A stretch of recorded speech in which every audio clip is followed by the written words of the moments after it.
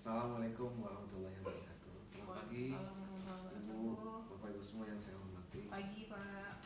Terima kasih atas kehadiran ini hari ini. Insya Allah hari ini kita akan membicarakan sesuatu yang mungkin akan bisa berguna bukan hanya buat saya dan juga sesuatu yang saat ini bisa berpengaruh pada masa depan kita. Seberapa kecilnya itu bisa berpengaruh. Makanya saya bilang di sini, the future depends on what you do today. Apapun yang kita lakukan saat ini, yang kita pelajari saat ini, mudah-mudahan bisa memberikan sesuatu buat masa depan kita semua. Baik, kita akan mulai. Kenalkan nama saya Lupi Isnandar. Saya panggil Lupi. Saya tinggal di Sentul City dan saya kuliah di TB Bandung. Insya Allah akan menjadi teman diskusi Bapak Ibu saat ini. Kita lihat sekarang nih kondisi di lingkungan kita sebelum kita mengadakan sesi ini, dimana kalau misalkan terjadi sesuatu, mudah-mudahan kayaknya sih nggak ada masalah ya Bapak Ibu ya, jadi kebakaran atau jadi gedung runtuh, kita gampang keluar dari sini. Itu kurang lebih maksud dari slide ini. Nah, kemudian kita tata tertibnya, tata tertib. Ada beberapa hal ya yang tertulis di sini. Dilarang merokok, dilarang bicara, atau saya dilarang bicara ketika ibu bicara, dan sebaliknya. Dilarang meninggalkan ruangan selama masa diskusi ini. Tepat waktu untuk istirahat, dan juga silakan nanti angkat tangan jika ada yang langsung ditanyakan. Baik, ini adalah sebuah tayangan mengenai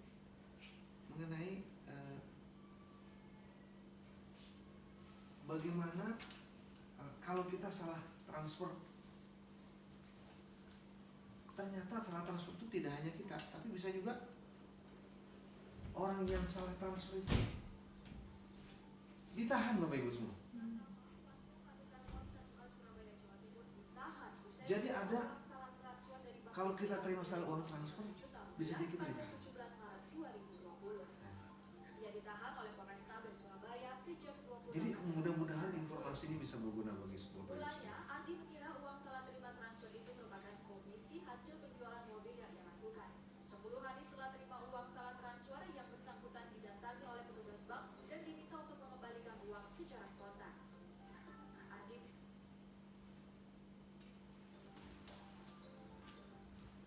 Jadi itu seperti itu, Ibu.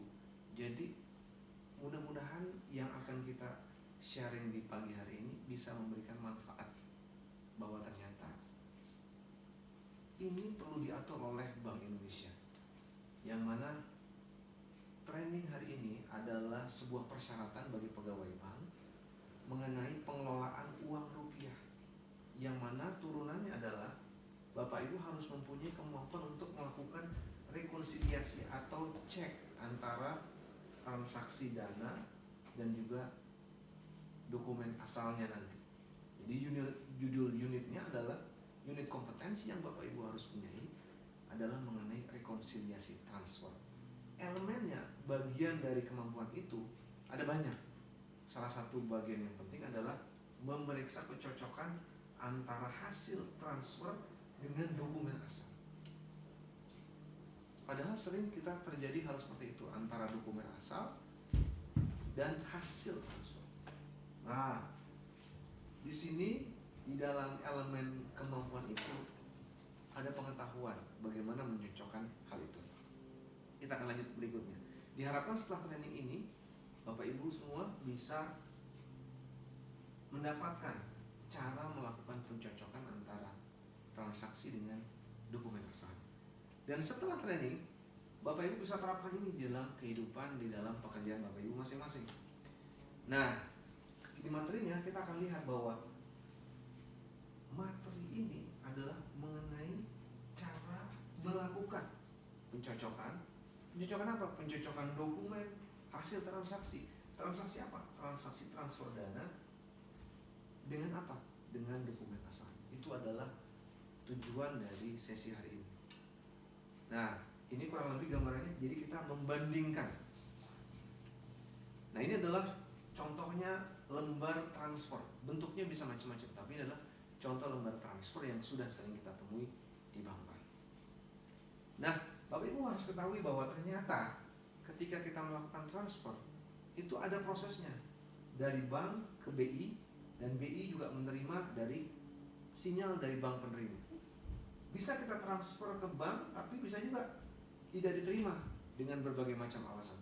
Inilah kenapa kita perlu melakukan rekonsiliasi atau check before and after. Nah ini contohnya, ini adalah contoh inputnya di dalam aplikasi internet banking. Jadi di dalam aplikasi internet banking itu harus ada sebuah kondisi yang menyatakan bahwa input berhasil, dan juga ada yang bilang menyatakan transaksi berhasil. Jadi kita bisa membandingkan inilah yang menjadi syarat, salah satu persyaratan yang harus dipunyai oleh bank. Nah, jadi secara kesimpulannya adalah bahwa yang dilakukan dalam sesi ini adalah mengenai pembandingan antara yang sudah terjadi dengan yang belum terjadi. Nah, jadi Ibu kira-kira bisa ngebayangkan Bu apa yang dilakukan? Itu kira-kira melakukan apa Bu kalau untuk itu? Mencocokkan Pak. Betul ya. Kira-kira nanti jadi antara ada dokumennya Ya, dicocokkan dengan begitu. ya. Ada kertas, ada screen, kurang lebih seperti itu ya Bu ya.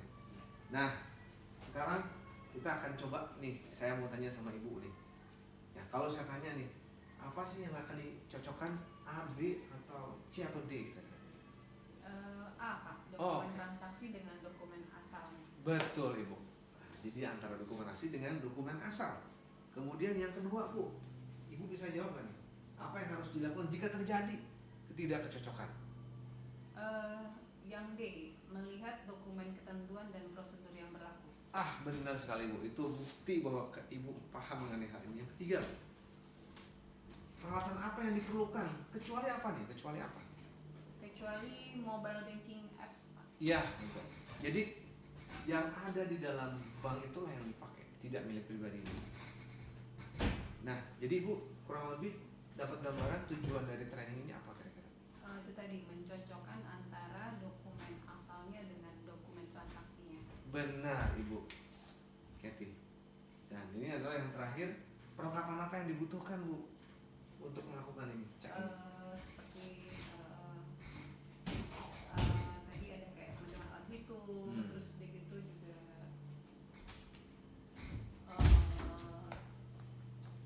proses pengolahan data. Iya betul Ibu Kathy. Jadi saya pikir ini Ibu Kathy sudah paham mengenai hal ini. Semoga bisa bermanfaat bagi kita semua ya Ibu Kathy ya.